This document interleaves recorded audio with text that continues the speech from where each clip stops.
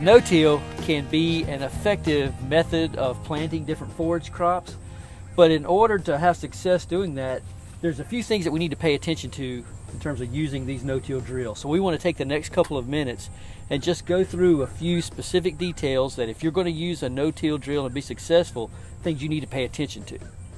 Okay, the first step in using a no-till drill is going to be making sure that your seed flow path is open and clean. A lot of times when people get a drill, it's going to be something that they rent, and so maybe the person who used it prior to you left some seed in the box, and maybe that seed has gotten old, rotted, germinated something, and it's clogged it up.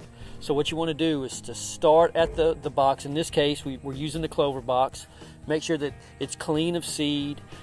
Follow it through your tubes here. Make sure that there's no spider webs down through these tubes, and make sure it has a flow path all the way down through the tube to in front of these coulters. So that's going to be the first step, is to clean the seed flow path out. The next step with calibrating a no-till drill is to make sure you're putting out the right amount of seed.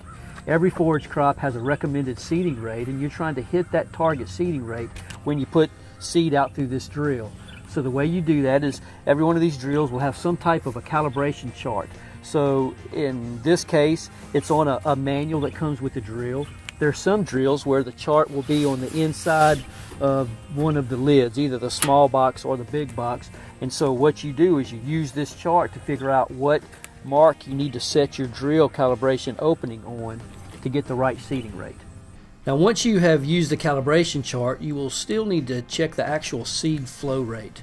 Often the charts that come with the drills are not exact. After the drills have gotten older and used a lot, the flow rate changes. So here are the steps to check the actual seeding rate.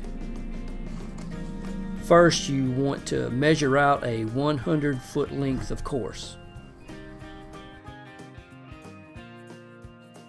Second, with seed in the box, you need to pull the drill 5 to 10 feet or so that you can load the seed chambers. Third, place bags on the seed chambers so that you can collect the seed.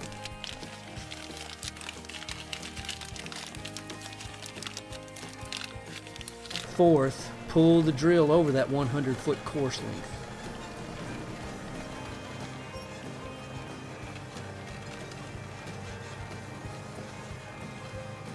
Fifth, collect the bags and weigh the seed. Be sure to subtract the weight of the bags.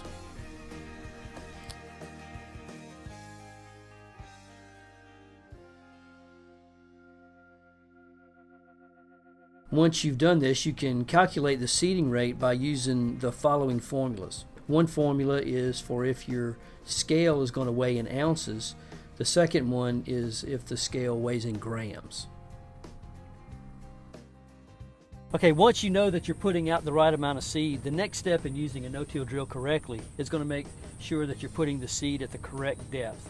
If you end up planting the seed too deep, you'll be disappointed in the stand that emerges with that planting.